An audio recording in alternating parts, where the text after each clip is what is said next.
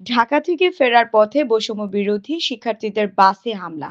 শহীদ মিনারে March for unity কর্মসূচি শেষে ফেরার পথে জামালপুরে বৈষম্য বিরোধী ছাত্র আন্দোলনের বাসে হামলার ঘটনা ঘটেছে। এ বিষয়ে শিক্ষার্থীদের বহনকারী বাসে ইট পাটকেল নিক্ষেপ করেছে দুর্বৃত্তরা। মঙ্গলবার দিবাগত রাত 12:30টার দিকে জামালপুর টাঙ্গাইল ঢাকা মহাসড়কের টাঙ্গাইল থেকে মধুপুরের মাঝামাঝি স্থানে এ হামলা চালানো হয়। বুধবার 1 জানুয়ারি বিষয়টি নিশ্চিত করেছেন বৈষম্য বিরোধী ছাত্র আন্দোলনের সিনিয়র যুগ্ম আহ্বায়ক আফরিন জান্নাত আখি। এ বিষয়ে তিনি বলেন, সকালে মার্চ ফর ইউনিটি প্রোগ্রামে জামালপুর থেকে 5টি বাসে করে নেতাকর্মীরা শহীদ মিনারে যায়।